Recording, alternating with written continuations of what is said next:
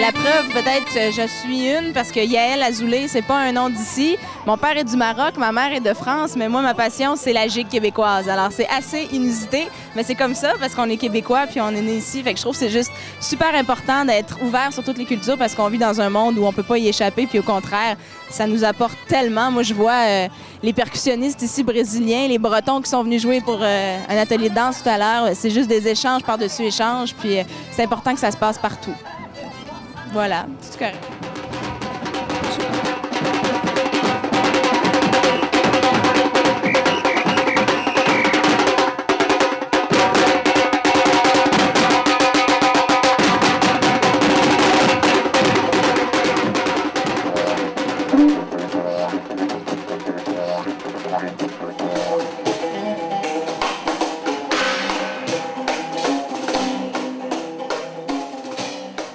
Dans cette époque rock'n'roll, que tu nais là-bas ou que tu nais y, il y a toujours des bouts de temps où c'est difficile de croire en la beauté du monde. Mais tu crois assis, tu sens que la Moldavie, Kosovo vaut la peine d'être vécue.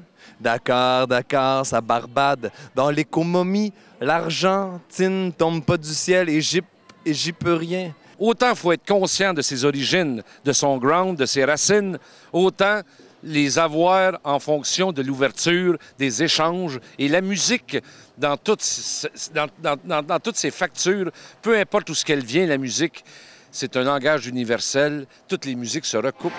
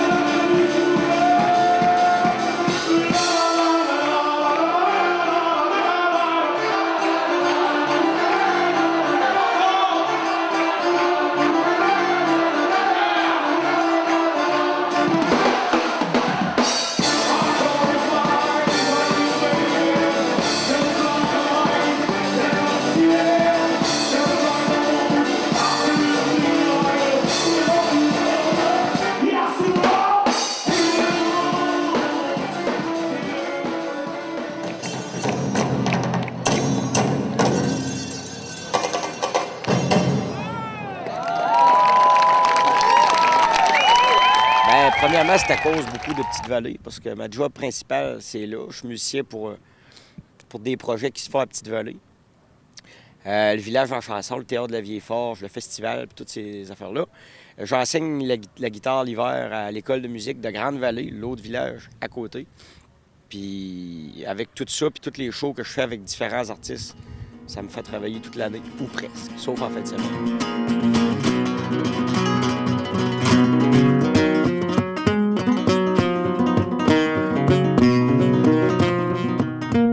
Puis là, moi qui écoute ça, puis je me dis, bon, c'est bien bon, c'est bien fort, j'aimerais ça en apprendre. Puis j'ai commencé tranquillement à jouer du Gypsy King avec mes copains en buvant une bière. Puis là, ça a évolué, ça s'est rendu jusqu'à ce que j'aille voir un des spectacles, justement, à Paco de Lucia avec son septet, que c'était vraiment génial. Je suis sorti de là halluciné raide, là.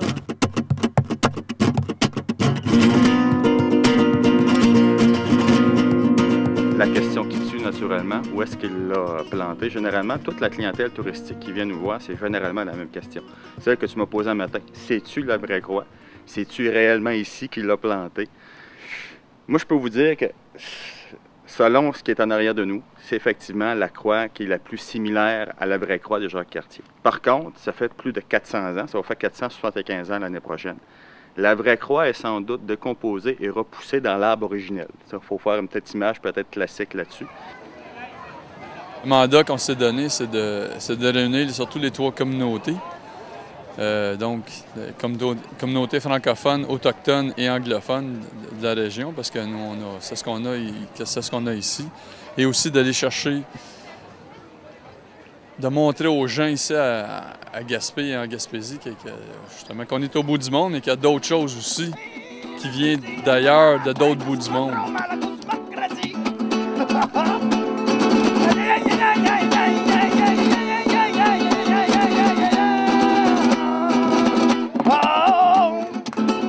Heureusement, enfin, le vendredi.